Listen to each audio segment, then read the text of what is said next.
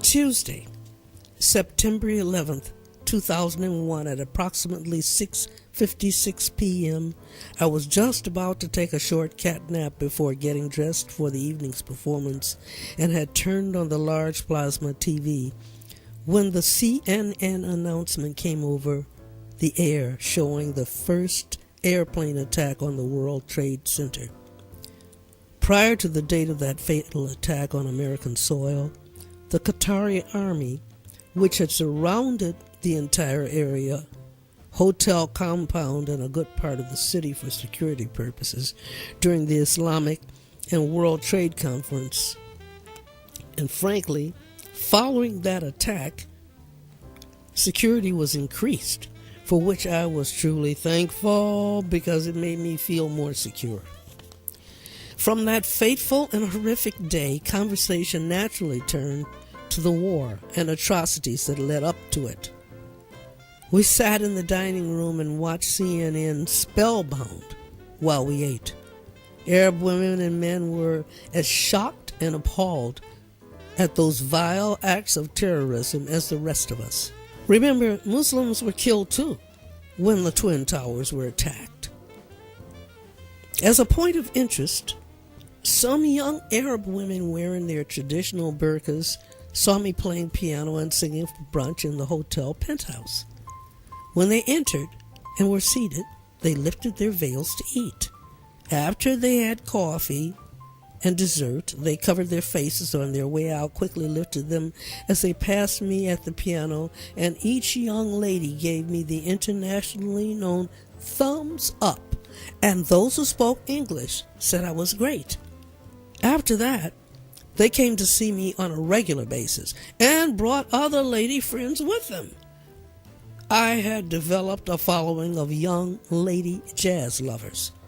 Now, how cool is that? Maybe jazz musicians should be heads of state. There would be no wars because we musicians like to sleep in. Jazz artists seldom fight. Think of all the social and ethnic barriers we could tear down because we're afraid to hurt our hands. Instead of mortal conflicts, we could have jam sessions.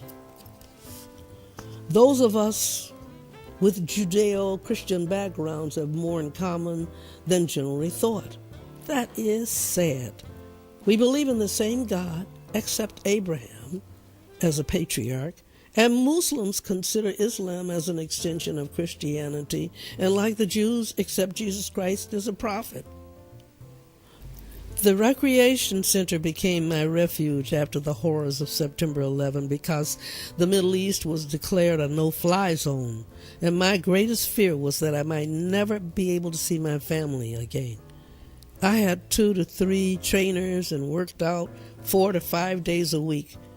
Exercise was something I hadn't actually done before in my entire adult life. But people, exercise helped me bear the stress and do my job.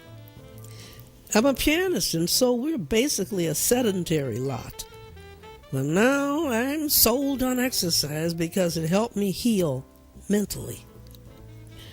One of my trainers, Eugene, a friend from Manila, lent me his Bible. Also, Anne Murray, an ESI teacher, expat, who lived with her husband and son in Qatar. They were among the American regular customers, and she and I became friends. Her husband was with one of the giant North American oil companies in the Middle East, and she not only took me to Mass a couple of times at the American school, but after finding I'm a member of the American Women's Club, Manitoba chapter, she took me to an international dinner which was attended by our club's members from all over North America. The Sisterhood organizations accepts membership for any woman who was born a national, related to, married to a national from the United States, Canada, Latin America, or South America. Those special sisterhood hours were moments that I will cherish for the rest of my life, because we were all in the same boat. Every day before work and after the gig, my eyes were glued on CNN TV, sometimes until the wee hours of the morning. There is no Canadian consulate office in Qatar, but there are attachés to the British and American embassies. The closest Canadian embassy to Qatar is Kuwait.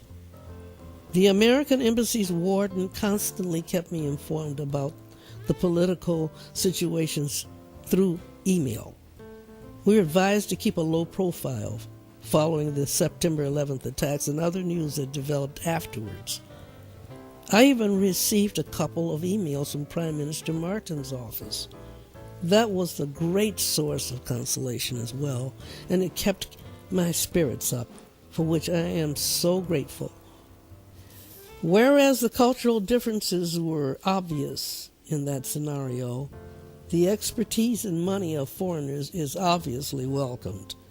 For that reason, some laws were relaxed to a small degree. For example, if you have acquired a license, say for business purposes or a wedding, or in the case of restaurants and hotels, alcohol is permitted. It is, however, against the law for a woman to be alone in the company of a man in a hotel or other premises if they are not married to each other. General workers at the hotel worked 11 and 12 hours nightly, at times for up to 7 or 8 days straight. They live in the compounds of something like army barracks and are not permitted to have company after 10:30 nightly. So you can see why I was lucky to have chosen the villa for my stay during the time. Now, about the weather. How hot was it? Dare you ask? While I was in Qatar, the weather ranged between 42 and 53 degrees Celsius daily, and the humidity was constantly within the 70 to 80 degree angle range. That is why I didn't play golf, go to the desert, or see the camel races. Locals said I was lucky at that because the weather had cooled down. Now, don't get me wrong. The opportunity to travel again and get paid for doing the job I love most, which is playing the piano and singing, plus at the same time live in comfort while observing another culture, was wonderful. But I was so happy to get back to Canada, my family, Big Macs, and Moosehead beer, that once my contract ended and I arrived at Winnipeg International Airport, I wanted to kiss the ground.